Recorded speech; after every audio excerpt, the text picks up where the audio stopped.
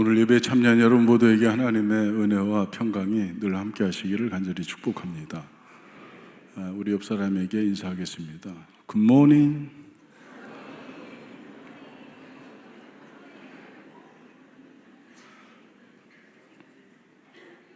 사랑을 가득 담아서 기쁨을 도저히 감출 수 없는 표정을 가지고 옆 사람에게 인사 다시 한번 해보겠습니다. 굿모닝.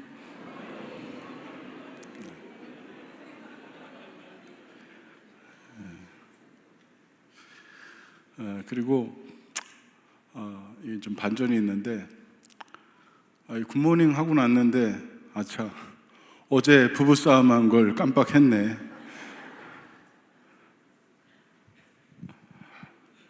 아침에 일어나서 사랑하는 남편에게 사랑하는 아내에게 굿모닝 인사를 했는데 그만 그날 이전 전날 잔뜩 싸우고 나서 그것을 깜빡하고 너무 해맑게 인사를 하고 났는데 그 인사하고 난 다음에 이제 그게 생각이 난 겁니다. 그래서 이게 뭐죠? 그렇게 말씀을 하셨는데 저는 그때 이런 생각을 해봤습니다. 나는 당신을 여전히 사랑한다 라고 하는 그 잠재의식이 그 안에 있기 때문에 우리는 이렇게 싸움 뒤에도 사랑이 있는, 그리고 상대를 향한 기쁨을 가지고 인사할 수 있을 것이다, 이렇게 생각해 보았습니다. 여러분 모두에게 주님의 사랑이 함께 하시기를 축복합니다. 사람은 누구나 사랑이 필요합니다. 왜냐하면 하나님께서는 사람을 사랑이 필요한 존재로 창조하셨기 때문에 그렇습니다. 그래서 어린아이부터 연세가 많이 드신 어르신에 이르기까지 그 누구도 사랑이 다 필요한 것입니다. 여러분 안에 그 사랑이 늘 표현될 수 있기를 간절히 축복합니다. 그래서 만나는 이들에게 그런 사랑을 표현할 수 있기를 바랍니다. 그런데 문제는 사람의 사랑에는 한계를 갖고 있다고 하는 아주 결정적인 문제점을 가지고 있습니다. 가까웠던 사람이 멀어지기도 하고 또 서로 영원히 사랑할 것처럼 약속을 했는데, 그런데 오해와 상처 때문에 그 소중한 관계가 흔들리기도 합니다. 그래서인지 우리는 하나님께서 나를 사랑하신다고 하는 하나님의 사랑에까지도 의심을 할 때가 있습니다. 여러분은 하나님의 사랑이 언제 의심이 됩니까? 하나님의 사랑이 여러분 언제 의심이 좀 됩니까? 의심 안 돼요?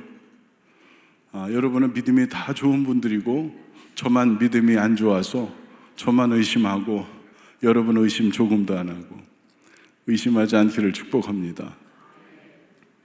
그런데 우리는 인생을 살아가면서 기도를 했는데 하나님 응답해 주시지 않습니다. 하나님 기도를 그렇게 많이 했는데 1000번째 기도 제목을 갖다가 이렇게 보면은 똑같은 기도의 제목을 가지고 계속해서 올리는 그런 기도의 제목들이 있습니다. 그렇게 빼곡하게 그 봉투 한 면을 꽉 채워서 흐트러짐이 없는 그런 정성이 가득한 글씨로 꽉 채워서 그렇게 매번 감사 헌금 1000번째 헌금 봉투에다가 기도의 제목을 그렇게 정성스럽게 써서 매일 하나님 앞에 올려드립니다. 읽을 때마다 얼마나 부담이 되는지 모르고 좀 한 200일쯤 지나면 하나님께서 응답해 주셔서 감사합니다, 이렇게 좀 코멘트가 달아 있으면 참 좋겠는데 300일이 지나고 400일이 지나도 응답이 없습니다. 그때 하나님 날 사랑하실까? 라고 하는 의문이 들어올 수 있지 않겠습니까? 때로는 생각처럼 일이 풀리지 않을 때도 있습니다. 이 일은 이렇게 좀 풀렸으면 좋겠는데 내가 바라는 방향으로 일이 풀어지지 않을 때도 있습니다. 원하지 않는 병에 걸릴 때도 있는 거죠.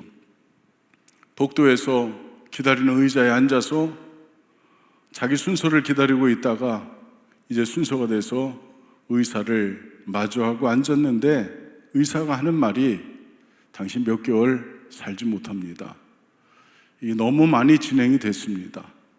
그런 말을 들었을 때 우리의 마음은 어떻게 될까요? 그 순간 우리는 하나님, 저 아직도 사랑하십니까? 그렇게 우리는 하나님 앞에 그분의 사랑을 의심하게 되는 것입니다. 가까운 사람을 떠나보낼 때가 있습니다.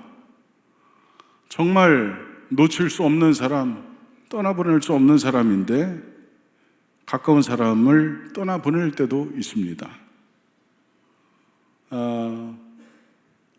오래전에 목회지에서 한 부부가 있었는데 아들이 하나입니다. 초등학교 다니는 아들인데 이 아들이 병들어서 초등학교도 졸업하지 못하고 그만 죽음을 맞이했습니다.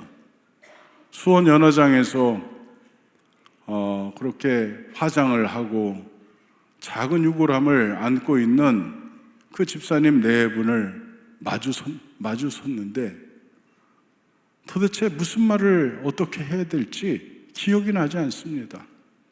주님, 왜 이러셨습니까? 꼭 이렇게 하셨어야만 했습니까? 제 속에는 이런 주님을 향한 항변이 끊임없이 올라오고 그 두 분은 눈물이 폭포처럼 쏟아집니다.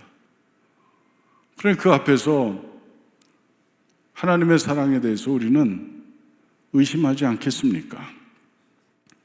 하나님 왜 그렇게 하셨습니까? 우리는 이렇게 하나님의 사랑에 대해서 일상 가운데 많은 그런 의심을 갖고 있기도 합니다. 그런 우리에게 오늘 본문 로마서 8장 31절로 39절의 말씀은 흔들리고 있는 성도들에게 주시는 하나님의 대답입니다.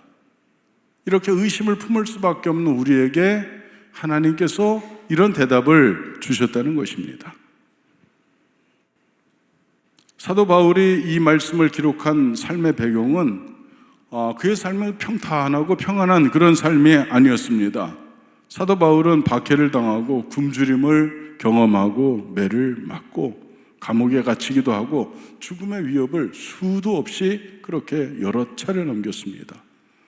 고린도후서 11장 23절로 27절의 말씀을 보면 그 내용이 아주 조목조목 기록되어 있습니다. 어떻게 잊을 수 있습니까?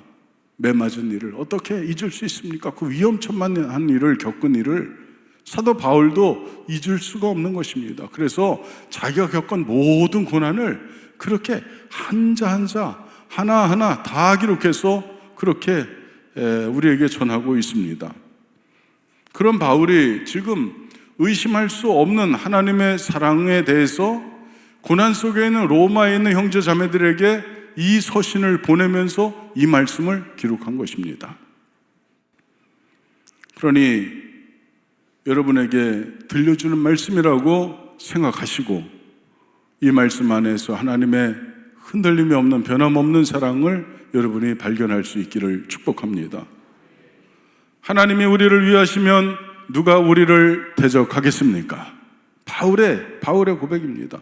누가 우리를 정죄하겠습니까?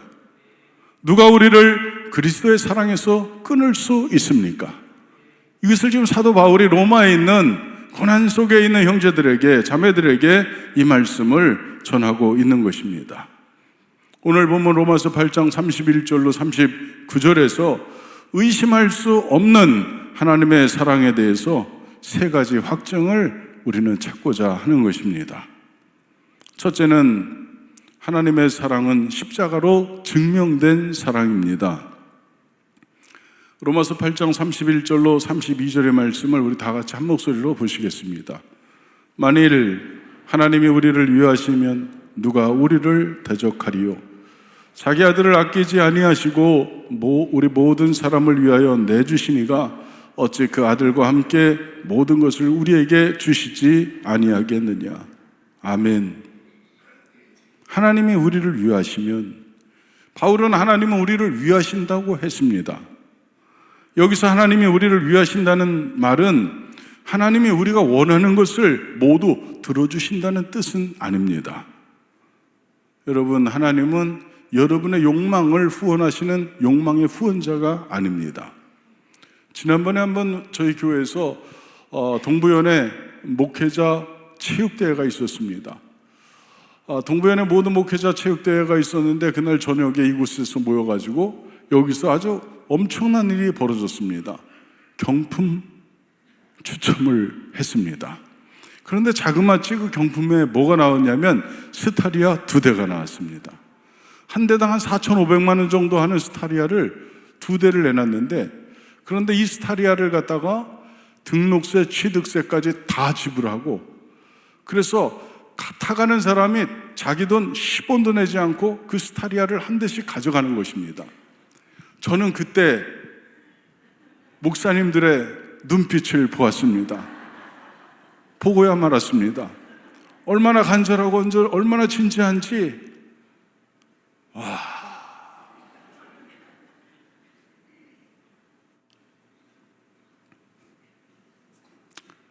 사실 동종 업종에서 그때는 기도하지 말았어야지. 서로를 위해서 좀 포기하고, 하나님, 이 차는 저분에게 주셨으면 좋겠습니다. 이렇게 해야 옳지 않겠습니까? 할렐루야. 9월 28일이 저희 교회 창립 기념일인데 그때도 아마 경품이 많이 쌓일 것입니다. 그때 우리끼리 주님 저거 줘주세요, 이런 기도는 하지 않았으면 좋겠습니다. 어쨌든 하나님은 우리의 욕망을 후원하시는 욕망의 후원자는 아니십니다. 또 하나님은 내가 속한 집단이나 진영을 무조건 편들어 주시는 분도 아닙니다. 그분은 선한 섭리를 이루시는 하나님이신 줄 믿습니다. 하나님이 우리를 위하신다는 것은 하나님께서 우리를 죄와 죽음에서 구원하시고, 죄와 죽음에서 구원한 우리를 하나님의 아들의 형상 예수 그리스도를 닮은 사람으로 만드시고, 마침내 우리를 영원한 생명에 이르게 하시는 그것이 하나님의 선인 줄 믿습니다. 그것이 하나님이 우리를 위하시는 거죠. 로마서 8장 28절로 29절의 말씀에 보니까, 우리가 알거니와 하나님을 사랑하는 자 곧 그의 뜻대로 부르심을 입은 자들에게는 모든 것이 합력하여 선을 이루느니라. 하나님이 미리 하신 자들을 또한 그 아들의 형상을 본받게 하기 위하여 미리 정하셨으니 이는 그로 많은 형제 중에서 맏아들이 되게 하려 하심이니라. 아멘. 여기서 모든 것이 합력하여 선을 이룬다고 했는데, 하나님께서 이루시고 싶은 선은 하나님의 아들의 형상을 닮게 하시고, 그리고 그 맏아들이 되게 하는 것이 하나님의 선인 줄 믿습니다. 하나님의 아들의 형상, 예수 그리스도의 형상을 이루게 하시려고 우리를 때로는 고난 속에, 때로는 역경 속에, 때로는 고통 속에, 때로는 기쁨 속에도, 행복 속에도 하나님 그렇게 우리를 인도해 주시는 줄 믿습니다.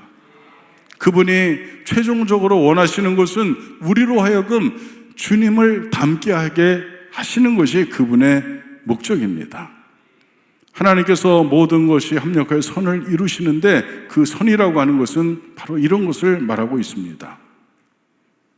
여러분은 하나님의 사랑에 대해서 여러분 의문을 가질 때가 많이 있을 텐데, 사실 우리는 발끝만 보는 사람이 아닙니까? 우리는 미래를 볼 수 없습니다. 잠시 후에 어떤 일이 일어날지 우리는 알지 못합니다.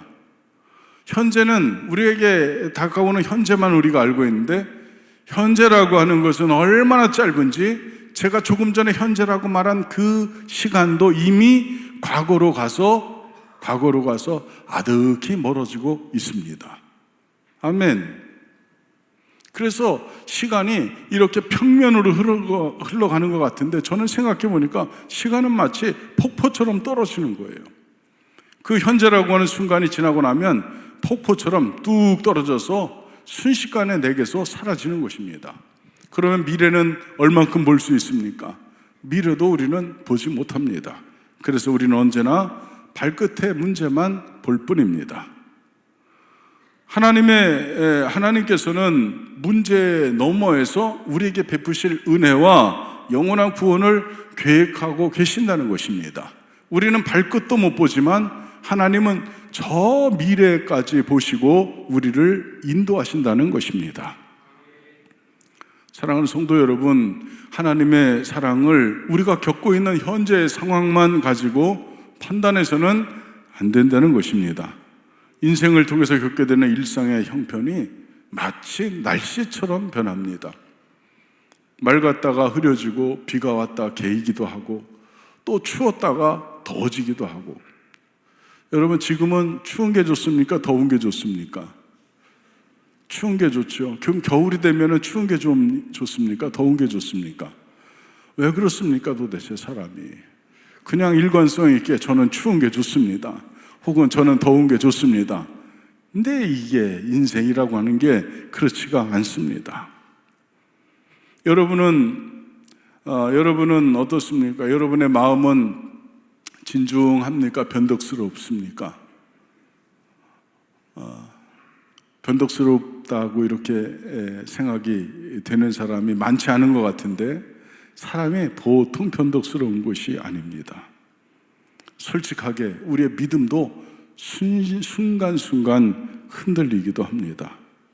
그런 우리가 어찌 변하지 않는 하나님의 사랑을 판단할 수 있겠느냐라는 것입니다.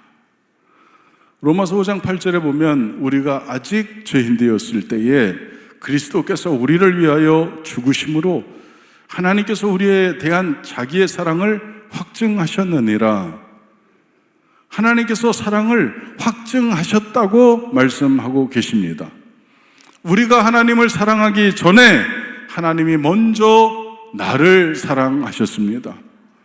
우리가 전혀 쓸모없었을 때에 하나님이 나를 선택하신 것입니다. 사람도 되기 전에, 사람 구실도 못할 때에 하나님 우리를 사랑하신 것입니다. 믿음으로 살기 전에 하나님 우리를 부르신 것입니다. 아직 죄인 되었을 때에 하나님은 당신의 아들을 여러분에게 내어주신 줄 믿습니다. 여러분, 사랑은 지불한 대가에서 가치가 드러나는 것입니다. 아주 얼마 전에 4,800만 원짜리 악어백을 보고 오셨습니다. 그분께서. 여러분, 아내에게 백 하나씩 다 선물하셨죠? 야, 큰일 났네. 집에 가서 싸우지 마시고 발톱 내지 마시기 바랍니다. 저도 아직 백 한 번 사줘 본 적이 없습니다.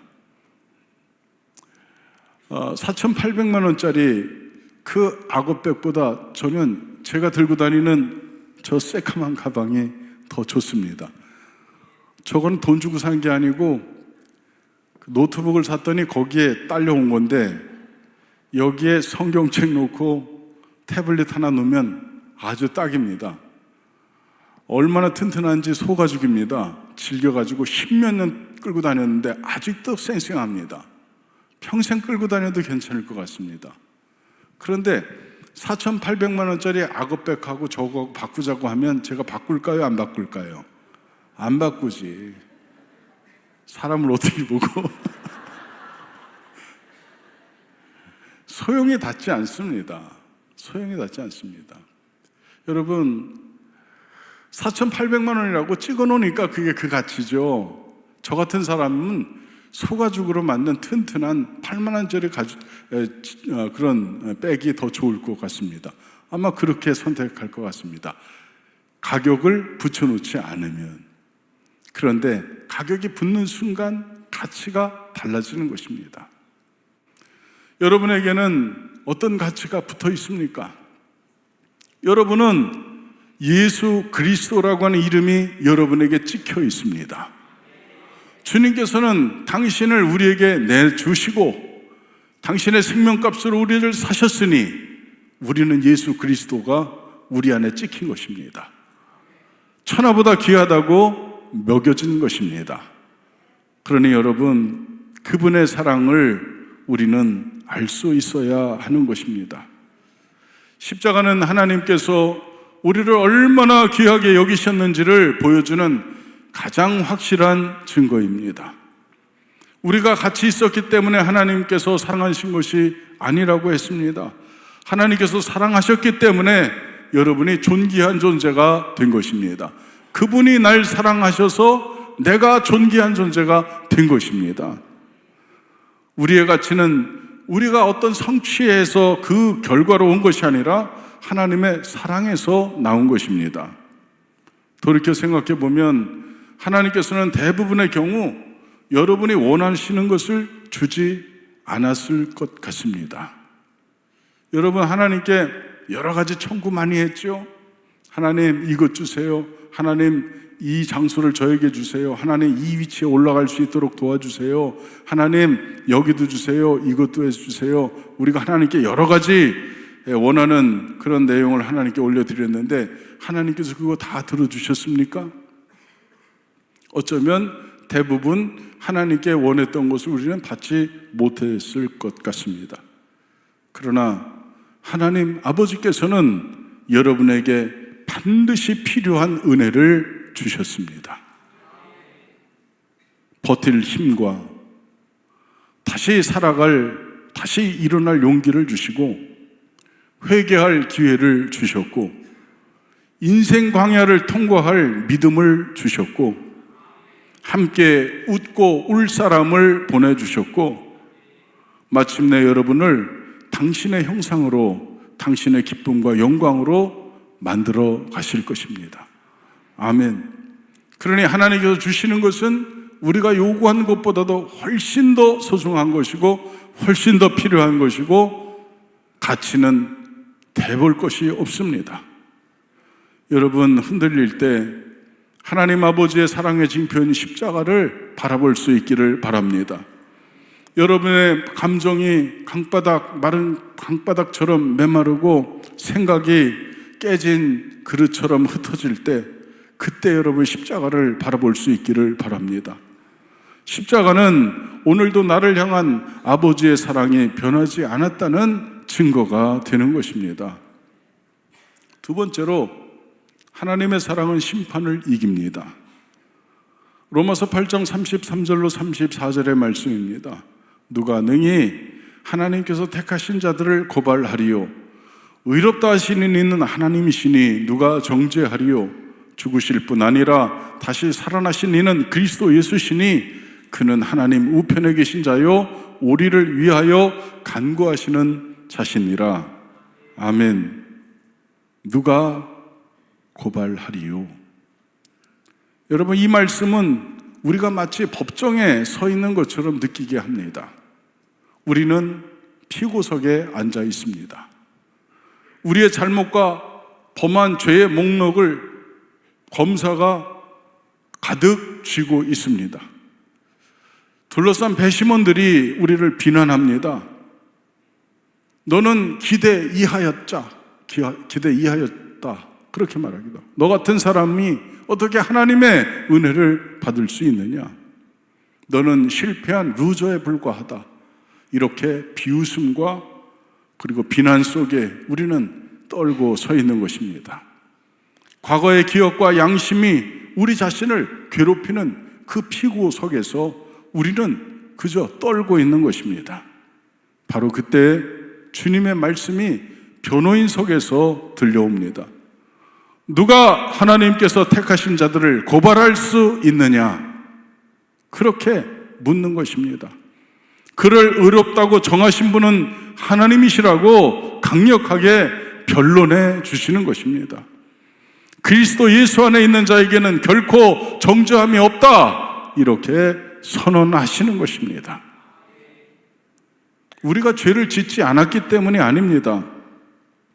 다른 사람보다 선한 것도 아닙니다. 우리의 죄를 담당하신 예수 그리스도 안에 있기 때문에 정죄가 없는 것입니다. 34절의 말씀은 예수님에 관한 4가지 사실을 말씀하고 있습니다. 첫째는 예수님은 우리를 위해 죽으셨고, 두 번째, 다시 살아나셨으며, 세 번째, 하나님 우편에 계시고, 네 번째, 지금도 우리를 위하여 간구하신다. 예수님의 죽음은 우리의 죄값을 그렇게 치러졌음을 보여주고 있습니다. 예수님의 부활은 죄와 죽음의 권세가 깨졌음을 보여주고 있습니다. 하나님 우편에 계신다는 것은 예수님께서 만물의 주로 통치자로 서 계심을 뜻합니다. 우리를 위하여 간구하신다는 것은 지금도 주님께서 우리를 은혜 안에서 여전히 지켜주심을 의미하는 것입니다. 그러나 여러분, 이것이 죄를 가볍게 여겨도 괜찮다는 뜻은 결코 아닙니다. 십자가는 죄가 얼마나 심각한지를 보여줌과 동시에 하나님의 사랑이 얼마나 큰지를 보여주는 것입니다. 주님은 죄가 없다고 말씀하시지 않고 죄를 지었으면 회개하고 행동을 바꾸라고 말씀하시는 것입니다. 요한복음 8장 1절로 11절에 보면 한 여인이 간음하다 현장에서 잡혀서 끌려왔습니다. 사람들이 그 여인을 이렇게 가운데 던져놓고 다 돌멩이를 하나씩 들고 있습니다.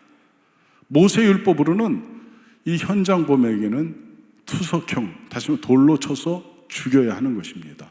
그때 주님께서 그곳에 있는데 한 사람이 모세율법에는 이 사람을 돌로 쳐 죽이라고 했는데 당신은 뭐라고 얘기할 수 있습니까?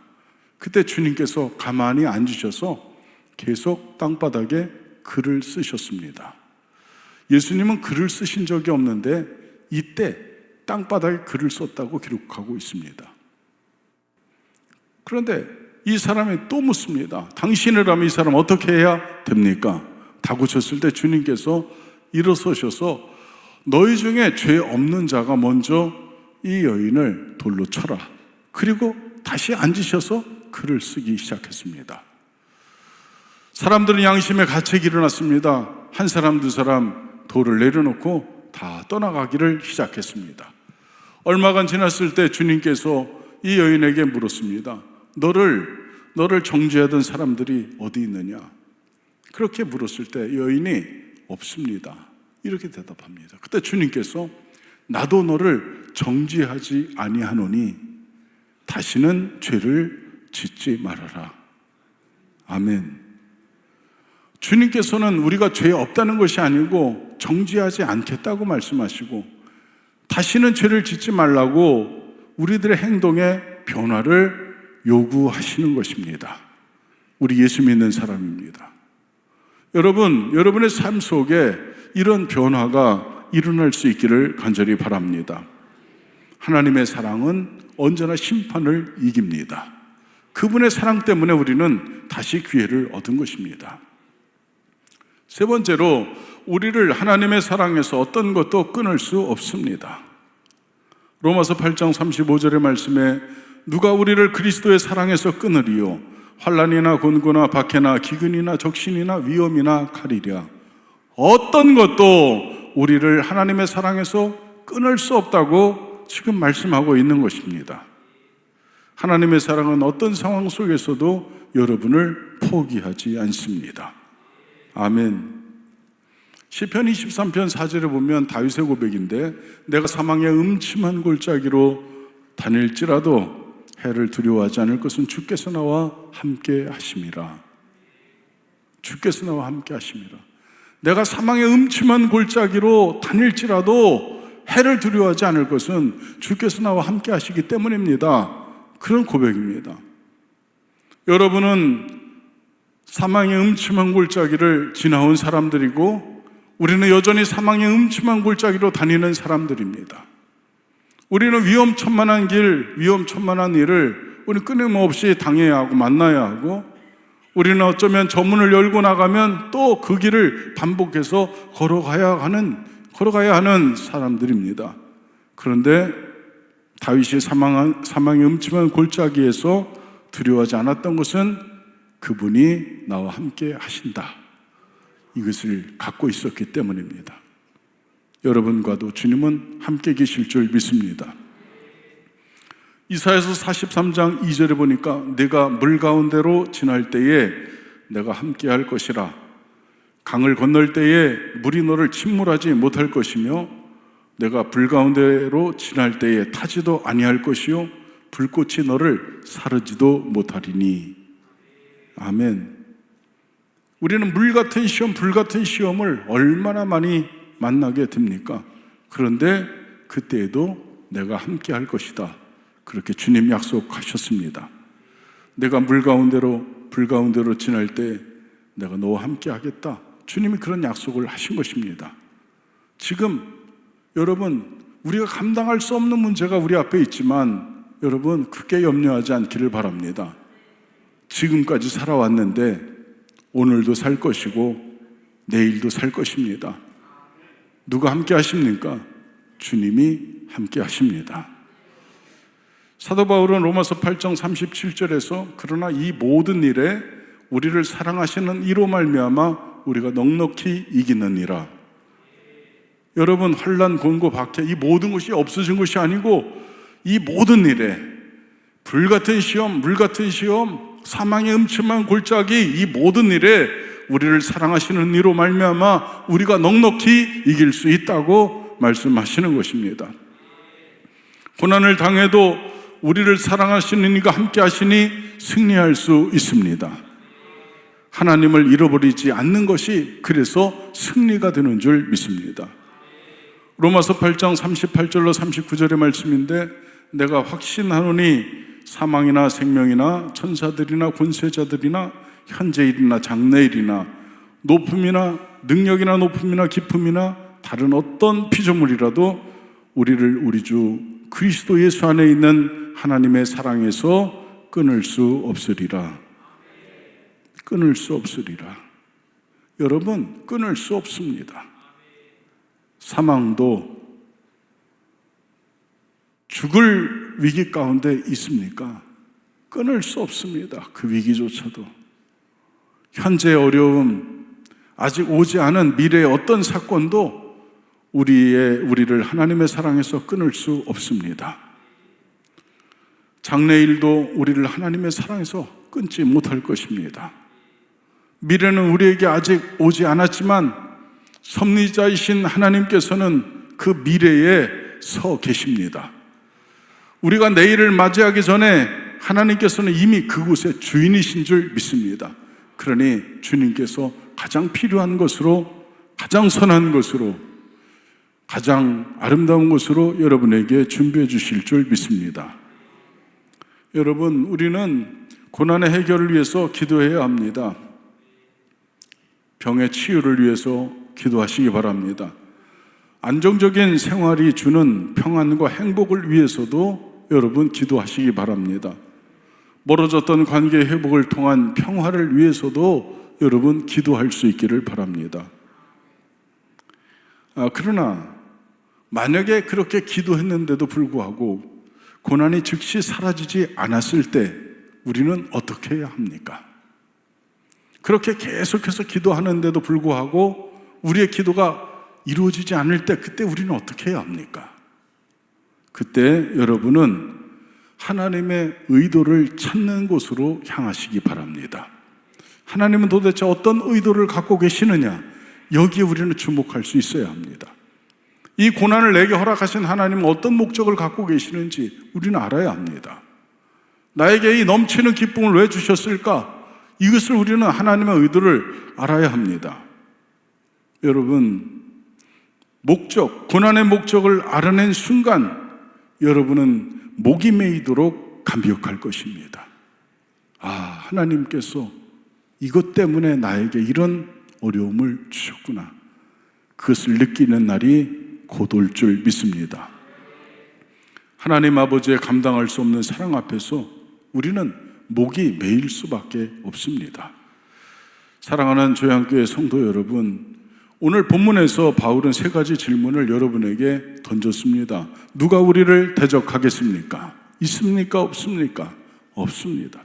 누가 우리를 정죄하겠습니까? 없습니다.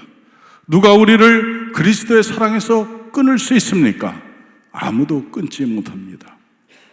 첫 번째 질문, 누가 우리를 대적하겠습니까의 대답은 십자가입니다. 하나님께서 자기 아들을 아끼지 않고 우리를 위해 내주셨으므로 어떤 대적도 하나님의 구원의 계획을 무너뜨릴 수 없습니다. 두 번째 질문, 누가 우리를 정죄하겠습니까에 대한 대답은 그리스도의 죽음과 부활과 중보입니다. 예수님께서 우리를 위해 죽으시고 다시 살아나셨으며 지금도 하나님 보좌 우편에서 우리를 위해 간구하심으로 어떤 고발도 하나님께서 의롭다 하신 판결을 뒤집지 못합니다. 세 번째 질문은 누가 우리를 그리스도의 사랑에서 끊겠습니까에 대한 대답은 하나님의 영원한 언약입니다. 환난도 현재도 미래도 죽음도 어떤 피조물도 여러분을 그리스도 예수 안에 있는 하나님의 사랑에서 끊을 수 없습니다. 의심할 수 없는 사랑이란 우리가 한 번도 의심한 적이 없다는 것이 아니고 우리의 마음과 믿음이 끊임없이 흔들렸지만 우리를 향하신 하나님의 사랑이 흔들리지 않았다는 것입니다. 그러므로 우리는 믿음으로 고백할 수 있습니다. 하나님이 나를 위하신다. 그리스도께서 나를 위해 변론하신다. 어떤 것도 나를 하나님의 사랑에서 끊을 수 없다. 아멘. 이것이 여러분의 고백이 될 수 있기를 바랍니다. 의심할 수 없는 이 사랑 안에서 다시 일어나시고 자신을 용납하시고 다른 사람을 품으시고 오늘의 모든 고난을 통과할 수 있기를 간절히 바랍니다. 마침내 모든 눈물이 닦여지는 그날, 우리를 붙드시는 하나님의 의심할 수 없는 사랑을 신뢰하며 믿음으로 걸어가는 그날 성도가 될 수 있기를 주 예수 그리스도의 이름으로 축복합니다.